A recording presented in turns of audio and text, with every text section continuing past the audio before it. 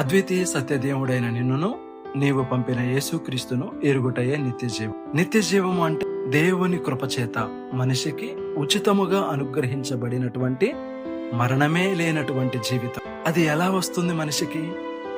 సృష్టికర్త అయినటువంటి దేవుడిని, ఆయన మన కోసం పంపినటువంటి యేసుక్రీస్తు ప్రభు వారిని తెలుసుకోవటం, అర్థం చేసుకోవటమే నిత్యజీవం.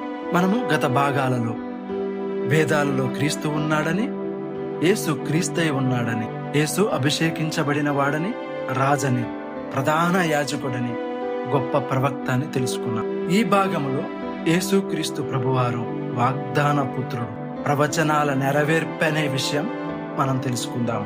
ప్రవచనం అంటే ఏంటి మరి? సృష్టికర్త అయినటువంటి దేవుడు ముందుగానే తన పరిశుద్ధులైనటువంటి, నీతిమంతులైనటువంటి, అభిషేకించబడిన వారైన ప్రవక్తల ద్వారా ఆత్మచేత భవిష్యత్తులో దేవుడు చేసే వాటిని ముందుగానే ప్రజలకు తెలియజేసేటటువంటి సందేశం అంటాం ప్రవచనం. యేసు ప్రభువు గురించి కొన్ని వందల సంవత్సరాల క్రితమే ముందుగానే దేవుడు తన ప్రవక్తల ద్వారా మాట్లాడాడు.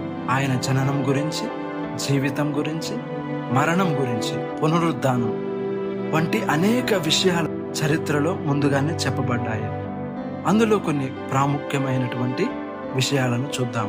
ఆయన అందరిలాగా భూమి మీదకి రాలేదు, అందరిలాంటి మనిషి కాదు. ఆయన ముందుగా చెప్పబడినటువంటి ప్రవచనాలను నెరవేర్చటానికి వచ్చినటువంటి వాడు. ప్రజలు ఎన్నో సంవత్సరాలుగా ఎదురు చూసినటువంటి లోక రక్షకుడైనటువంటి మెస్సియా యేసుక్రీస్తు ప్రభువారు. యేసు ప్రభువారి గురించిన వాగ్దానం. దేవుని ఎదుట అవ్వ పాపము చేసినప్పుడు ఆదికాండం 3వ అధ్యాయం 15వ వచనంలో దేవుడు ఇలా సెలవిస్తాడు: సర్పముగా ఉన్న సాతానుతో నీకును స్త్రీకిని, నీ సంతానమునకు ఆమె సంతానమునకును వైరము కలగజేసేదను, అది నిన్ను తల మీద కొట్టును, నీవు దానిని మెడెం మీద కొట్టుదు అని చెప్పెను. పాపము చేత నిత్య జీవితమును కోల్పోయినటువంటి మనిషికి ఆ రోజునే దేవుడు పరిష్కారముగా, సమాధానముగా యేసుక్రీస్తు ప్రభువారి గురించి చెప్పినాడు, వాగ్దానం చేసినాడు.